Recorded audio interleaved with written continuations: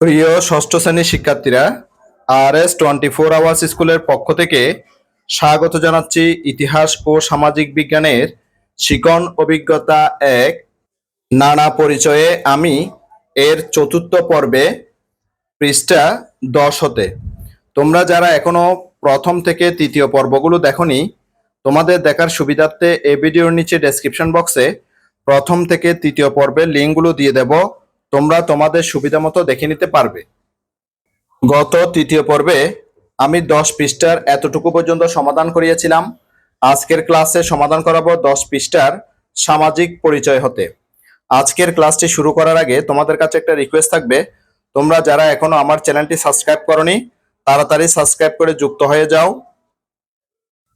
ইতিহাস ও সামাজিক বিজ্ঞান সহ বিভিন্ন বিষয়ের ক্লাস দেখে নিজেদের যোগ্যতা বাড়াও, কারণ শিখন হবে অভিজ্ঞতায়, মূল্যায়ন হবে যোগ্যতায়। চলো এবার আজকের ক্লাসটিকে সামনের দিকে এগিয়ে নেওয়া যাক। ইতিমধ্যে আমরা নিজেদের ব্যক্তিগত পরিচয় সম্পর্কে জানতে পেরেছি। এখন আমরা জানব আমাদের সামাজিক পরিচয় সম্পর্কে। মেয়েদের ফুটবল। পরদিন ক্লাসে এসে খুশি আপা জানতে চাইলেন, তোমরা কি ফুটবল খেলা পছন্দ করো? ফাতেমা, দীপা, নাসির, হারুন, বুশরা সবাই সমস্বরে বলে উঠল, হ্যাঁ, ফুটবল আমাদের খুব ভালো লাগে। খুশি আপা বললেন, আজ আমরা সবাই ক্লাসে ফুটবল খেলা নিয়ে কথা বলবো। সবাই খুশিতে হাততালি দিল। খুশি আপা সবাইকে সাফ অনূর্ধ্ব-19 নারী ফুটবল দলের চ্যাম্পিয়নশিপের ফাইনাল খেলার একটি রিপোর্ট পড়তে দিলেন। ক্লাসে সবাই 5 বা 6 জনের দলে বসে রিপোর্টটি পড়তে লাগলো এবং বাংলাদেশের মেয়েরা লড়াই করে কিভাবে জিতেছে তা জেনে উল্লসিত হলো। চলো আরো সামনের দিকে আগানো যাক। সাফ অনূর্ধ্ব-19 নারী চ্যাম্পিয়ন বাংলাদেশের মেয়েরা। বুধবার 22 ডিসেম্বর কমলাপুর বীরশ্রেষ্ঠ শহীদ সিপাহী মোহাম্মদ মোস্তফা কামাল স্টেডিয়ামে সাফ অনূর্ধ্ব-19 মহিলা চ্যাম্পিয়নশিপের ফাইনালে ভারতকে হারিয়ে শিরোপা ধরে রাখলো বাংলাদেশ। খেলার শুরু থেকেই আক্রমণ করে আসছিল বাংলাদেশ। বাংলাদেশ পুরো ম্যাচে আধিপত্য বিস্তার করে খেলেছে, তবে বাংলাদেশ ম্যাচে 16 মিনিটেই লিড পেতে পারত। ভারতের গোলরক্ষক ভুল করে বল গ্রিপে নিতে পারেননি। তহুরার নেওয়া শট ভারতের গোলরক্ষক গোল লাইনে সেভ করে। বাংলাদেশের ফুটবলারদের দাবি ছিল বল লাইন ক্রস করেছে। রেফারি অবশ্য তার অবস্থানে অনড় থাকেন।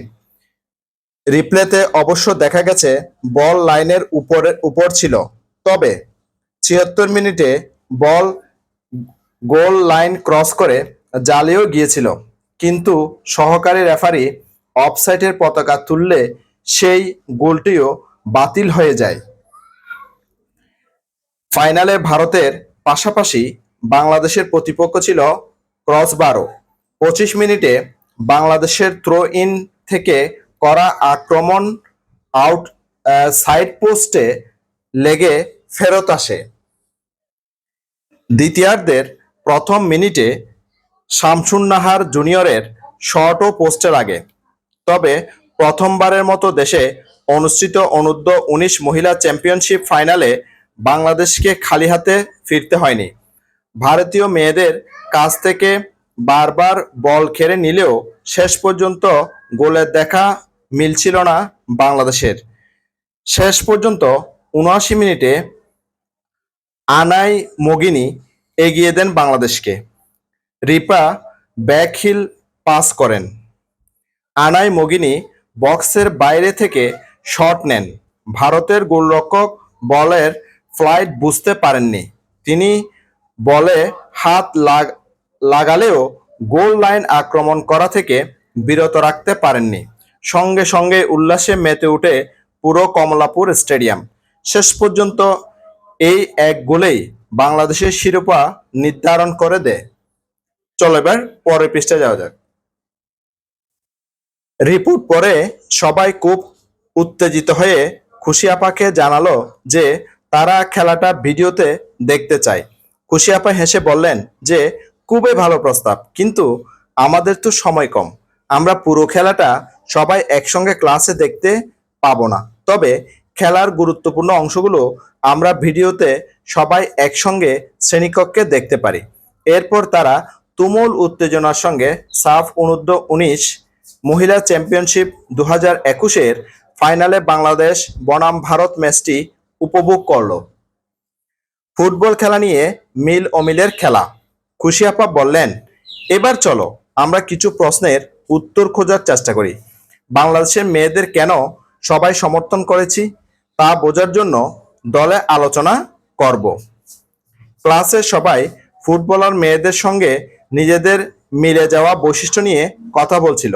তবে দেখা গেল তারা ফুটবলার মেয়েদের সঙ্গে বেশ কিছু অমিলও খুঁজে পাচ্ছে। চলো, এখানে যে খুশি আপা বলছিল যে আমরা কিছু প্রশ্নের উত্তর খোঁজার চেষ্টা করি, আমরা এখন এই প্রশ্নগুলোর উত্তর খোঁজার চেষ্টা করব। প্রশ্ন 1, আমরা কোন দল সমর্থন করেছি? উত্তর, বাংলাদেশ অনূর্ধ্ব-19 মহিলা জাতীয় ফুটবল দল। 2, আমাদের দল কোনটি? বাংলাদেশ অনূর্ধ্ব-19 মহিলা জাতীয় ফুটবল দল। আমরা কেন এই দলকে সমর্থন করেছি?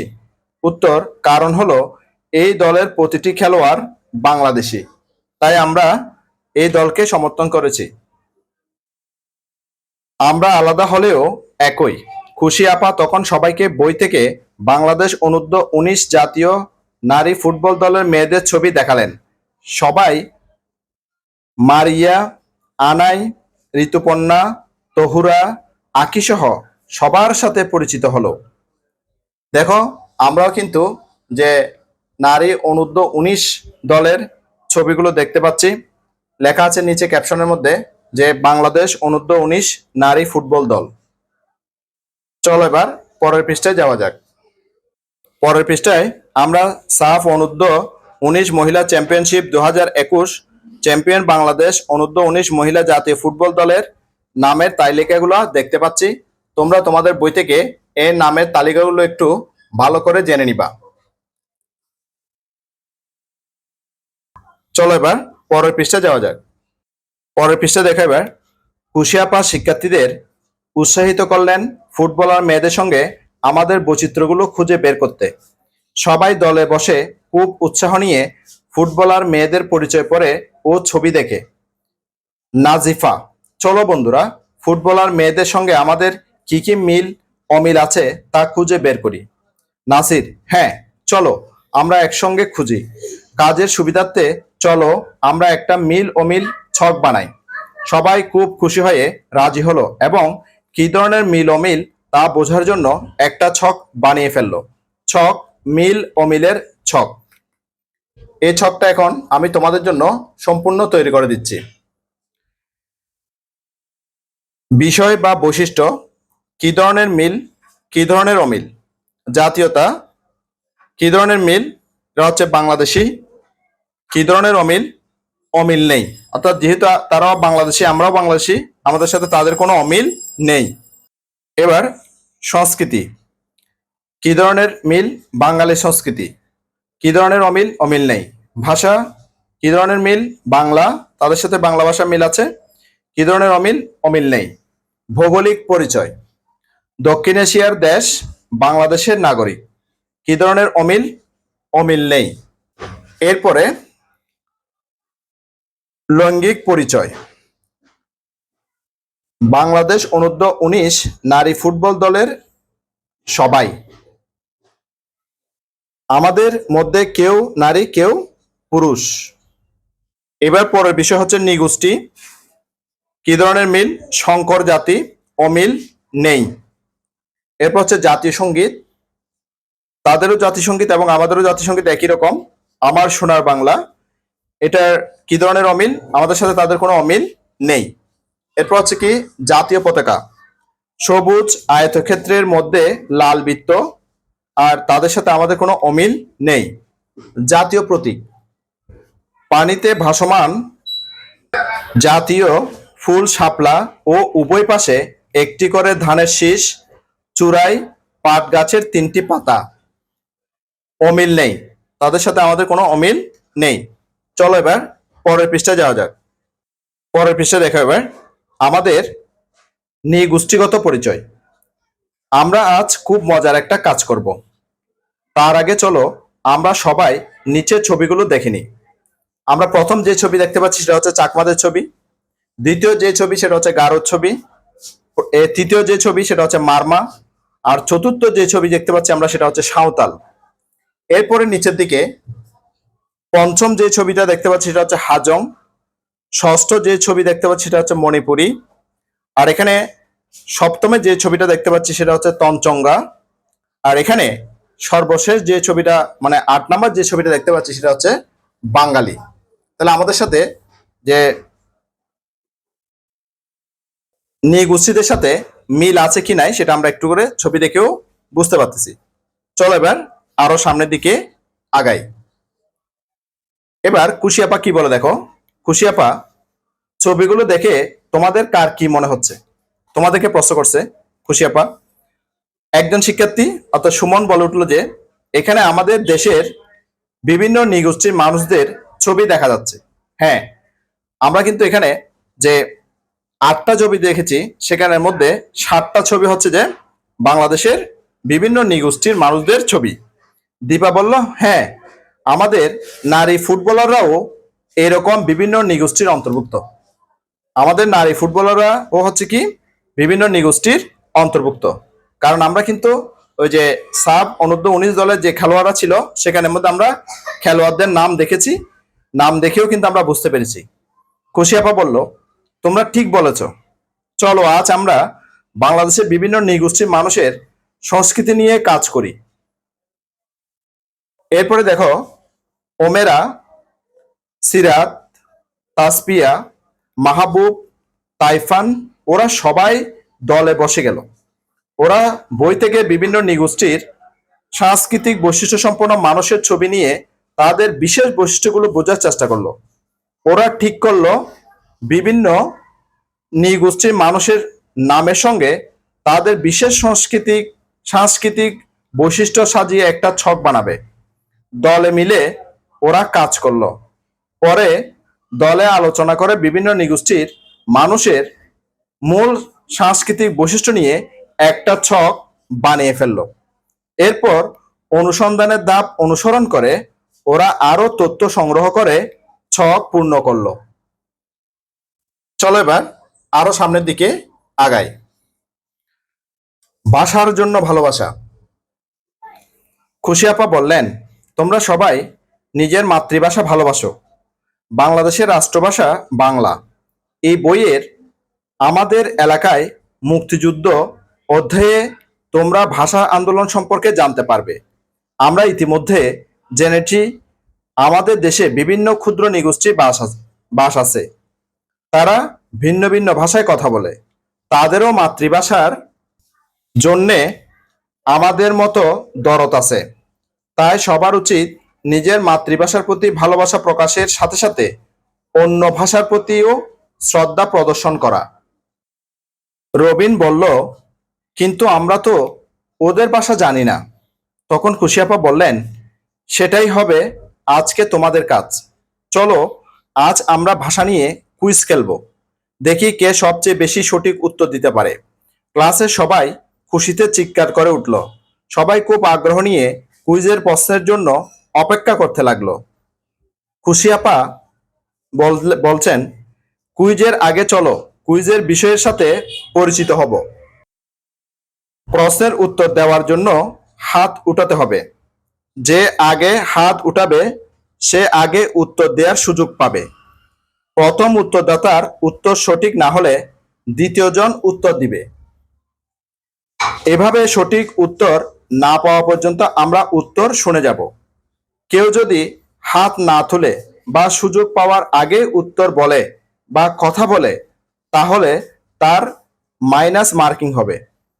যে বা যারা সবচেয়ে বেশি সঠিক উত্তর দেবে সে বা তারা আজকের কুইজের বিজয়ী হবে। সবাই বুঝতে পেরেছো? ক্লাসের সবাই একসঙ্গে বলল তারা বুঝতে পেরেছে।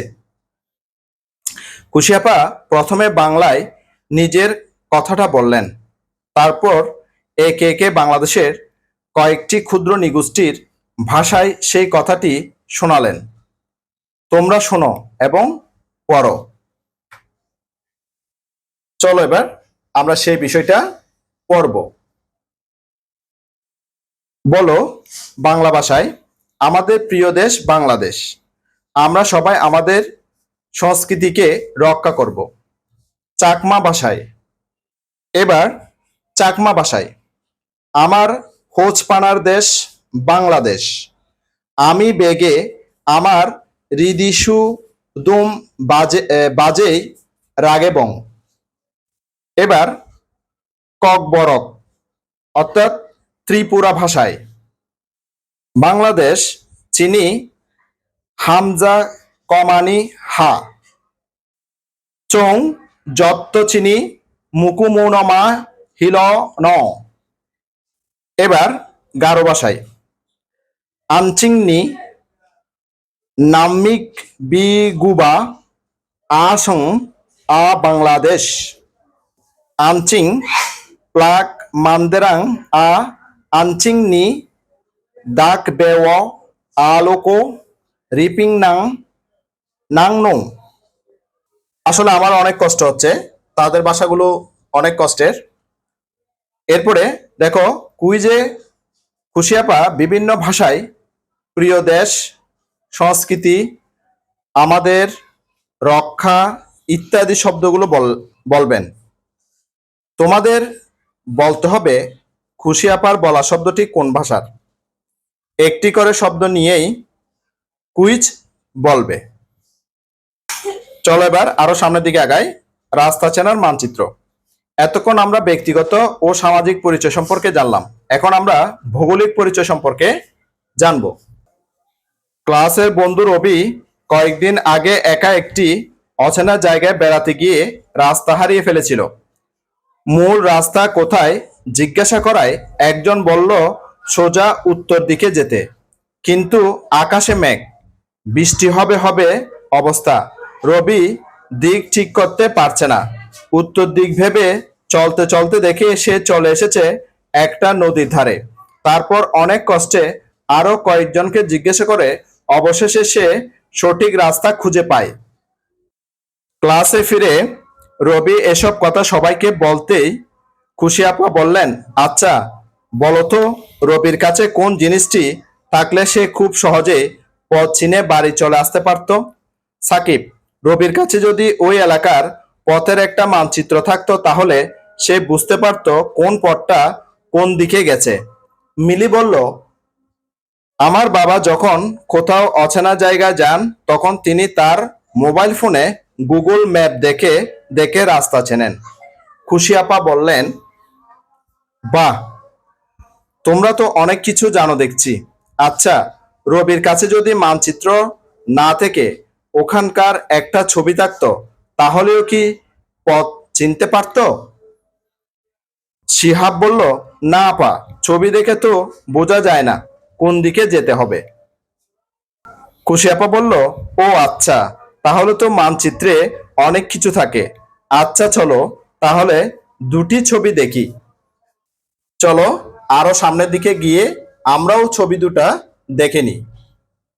তোমরাও ভালো করে এই ছবি দুটি দেখে নাও। এটা প্রথম ছবি, এটা হচ্ছে যে দ্বিতীয় ছবি। প্রথম ছবিতে দেখো একটা প্রাকৃতিক দৃশ্য আমরা দেখতে পাচ্ছি, আর এখানে আমরা বাংলাদেশের ভৌগোলিক অবস্থার একটা মানচিত্র দেখতে পাচ্ছি। এবার চলো আরো সামনের দিকে আগাই। কি বলছে দেখো, প্রথম ও দ্বিতীয় ছবিতে কি দেখা যাচ্ছে। আমরা প্রথম ছবি এবং দ্বিতীয় ছবিতে আমরা কি দেখতে পাচ্ছি, আমাদেরকে তারা প্রশ্ন করছে ছবি দুটির মধ্যে কি কি পার্থক্য দেখা যাচ্ছে। এই দুইটা ছবির মধ্যে কি কি পার্থক্য আমরা দেখতে পাচ্ছি। ওরা তখন দলে ভাগ হয়ে প্রশ্নের উত্তরগুলো খুঁজতে চেষ্টা করলো, অর্থাৎ শিক্ষার্থীরা সবাই যে প্রশ্নের উত্তরগুলো খোঁজার চেষ্টা করছে। চলো এবার পরের পৃষ্ঠায় যাওয়া যাক। পরের পৃষ্ঠায় ওই ছবি দুটির মাধ্যমে আমরা এই ছকটি এখন পূরণ করে নেব। প্রথম ছবির উপাদান, দ্বিতীয় ছবির উপাদান, হাতে আঁকা বাংলাদেশের প্রাকৃতিক দৃশ্য, এটা হচ্ছে প্রথম ছবির উপাদান। বাংলাদেশের মানচিত্র, এটা হচ্ছে দ্বিতীয় ছবির উপাদান। প্রথম ছবির উপাদান হিসেবে আছে গাছপালা, নদী। দ্বিতীয় ছবির উপাদান আছে স্কেল, দিক। এরপরে প্রথম ছবিতে আমরা 2টা ঘর খালি ছিল, সেগুলো আমরা লিখে দিলাম। কল্পনা শক্তি যথেষ্ট, নির্দিষ্ট মাপের প্রয়োজন হয় না, অর্থাৎ প্রথম ছবির উপাদানের মধ্যে। আর দ্বিতীয় ছবির উপাদানের মধ্যে নির্দিষ্ট মাপ এবং ভূখণ্ডের অস্তিত্ব থাকা জরুরি। অবশ্যই যে মানচিত্র আঁকার জন্য নির্দিষ্ট ভূখণ্ড থাকতে হবে। এরপরে প্রথম ছবির উপাদানের মধ্যে আমরা লিখেছি উপাদানসমূহ পরিবর্তনশীল। আমরা যে কোনো উপাদান ওখান থেকে পরিবর্তন করে দিতে পারো মুহূর্তের মধ্যেই, অর্থাৎ যে রঙের মাধ্যমে, তুলির মাধ্যমেই আমরা কিন্তু পরিবর্তন করতে পারবো। আর দ্বিতীয় ছবির উপাদানসমূহ পরিবর্তনশীল নয়। আমরা দ্বিতীয় ছবি যে বাংলাদেশের ভৌগোলিক মানচিত্র দেখতে পেয়েছি, সেই মানচিত্র পরিবর্তনযোগ্য নয়, অর্থাৎ সহজে পরিবর্তনযোগ্য নয়। নিচে আমাদেরকে বলেছিল চলো ওদের মতো করে আমরাও ছবি দুটির উপাদানগুলো খুঁজে বের করি। তাহলে আমরা কিন্তু খুঁজে বের করে এখানে লিখে দিয়েছি। আশা করছি আজকের ক্লাসটি তোমাদের কাছে অনেক চমৎকার লেগেছে। আজকের ক্লাসটি এই পর্যন্ত। আগামী ক্লাসে আমি 17 পৃষ্ঠার মানচিত্র ও স্কেল থেকে শুরু করব। ইতিহাস ও সামাজিক বিজ্ঞানের শিখন অভিজ্ঞতা 1, নানা পরিচয়ে আমি এর 5ম পর্বটি দেখার আমন্ত্রণ জানাচ্ছি। সাথে সাথে ইতিহাস ও সামাজিক বিজ্ঞানের অন্যান্য ক্লাসগুলো দেখারও অনুরোধ জানাচ্ছি, এবং ইতিহাস ও সামাজিক বিজ্ঞান ছাড়াও বিভিন্ন বিষয়ের ক্লাসগুলো দেখারও অনুরোধ জানাচ্ছি। ইতিমধ্যে তোমরা যারা আমার চ্যানেলটি সাবস্ক্রাইব করে আমার ক্লাসগুলো নিয়মিত দেখতেছো, তোমাদেরকে আমার অন্তরের অন্তঃস্থল থেকে অসংখ্য অসংখ্য ধন্যবাদ। আর যারা সবেমাত্র আজকে প্রথমবার আমার ক্লাসটি দেখলা, তোমাদের প্রতি অনুরোধ রইল তোমরা আমার চ্যানেলটি সাবস্ক্রাইব করে পাশের নোটিফিকেশন অল করে বেল বাটনটিকে বাজিয়ে দাও। আর তোমার বন্ধুদের সাথে, আত্মীয় স্বজনের সাথে, এমনকি পরিচিত জনদের সাথে ক্লাসগুলো বেশি বেশি শেয়ার করো, যাতে করে তারাও তোমার মতো দেখে উপকৃত হয়। ইতিহাস ও সামাজিক বিজ্ঞানের শিখন অভিজ্ঞতা 1, নানা পরিচয়ে আমি এর 5ম পর্বটি দেখার আমন্ত্রণ জানিয়ে আজকের ক্লাসটি থেকে এখানে বিদায় নিচ্ছি। সবাই ভালো থাকবা, সুস্থ থাকবা, অবশ্যই নিরাপদে থাকবা। সবাইকে ধন্যবাদ।